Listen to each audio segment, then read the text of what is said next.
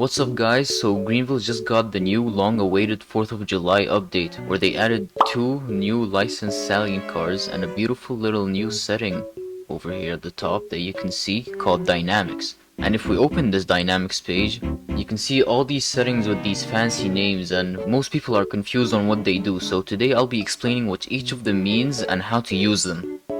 Okay, so the first setting that we have here is the brake bias. If you change it, it's 10 to 90 here, it's 50-50.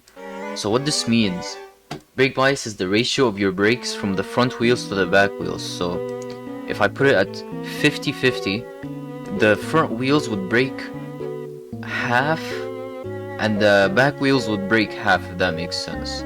It would be evenly distributed braking. And if you put it to 100-0, it's only the back wheels that are braking and the front wheels aren't. And the same thing here, 0 to 100, only the front wheels are braking and the back wheels aren't.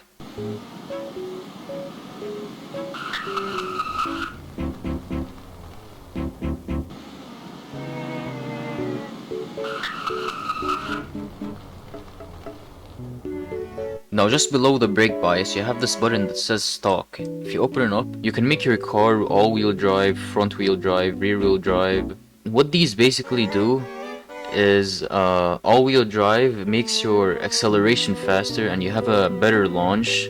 Front-wheel drive, you realistically would never need front-wheel drive. It's just like if you want to mess around or do something, I don't know. It's horrible. I don't suggest it if you want to drive.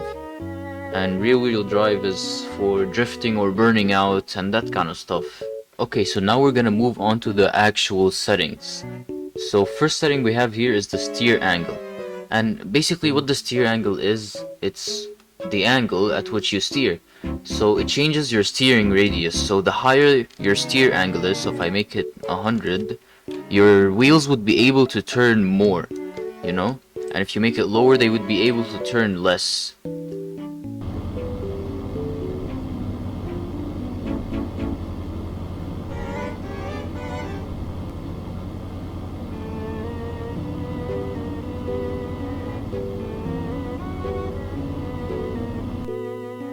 Okay, now the second setting is steer damping. Steer damping is supposed to make your steering smoother and get rid of unwanted vibrations. So just basically overall make the experience more responsive, you know. It doesn't really change much for me. I haven't really seen a difference, but it's just supposed to make a more responsive and smoother experience while driving. So now we have the third setting, which I think is the most useful one out of them. It's the steer decay. Steer decay is essentially how much your car will steer at higher speeds. So a lower value means you will steer less at higher speeds. If I make it minus 100%, which I wouldn't suggest because you won't be able to move at all, it would just mean when you're going like, let's say 200 miles an hour or 150 miles an hour, you would be able to steer less than if you were going 50.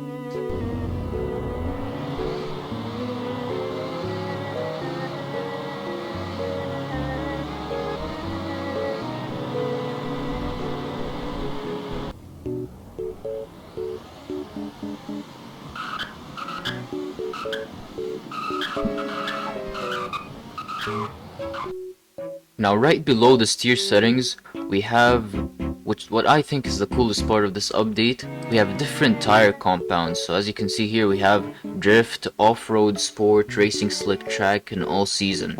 And you can make it different for the front or the rear, so you can have like off-road in the rear and racing slick in the front if you want, if you're psycho or something.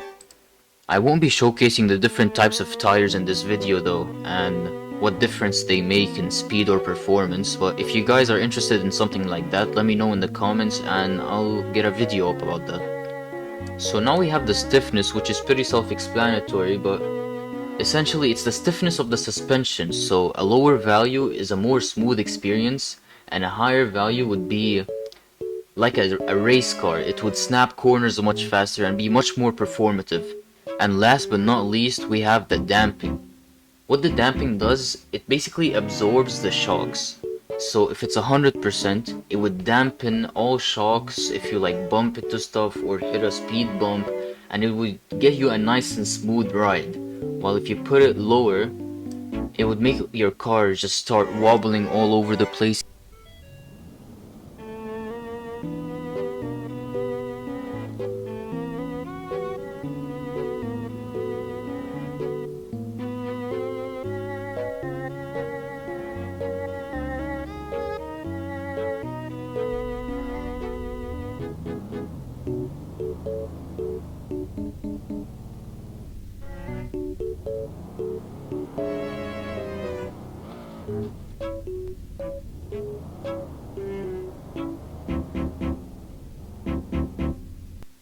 Now, there isn't really something like a preset for these settings where you can just copy someone's settings and have your car perform a certain way. All you have to do is understand what each setting does, and you mess around with them until you find something that you like.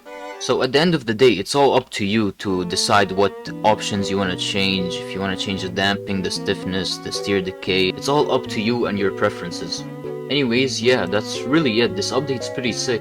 If you guys enjoyed, like and subscribe, and I'll see you in the next one.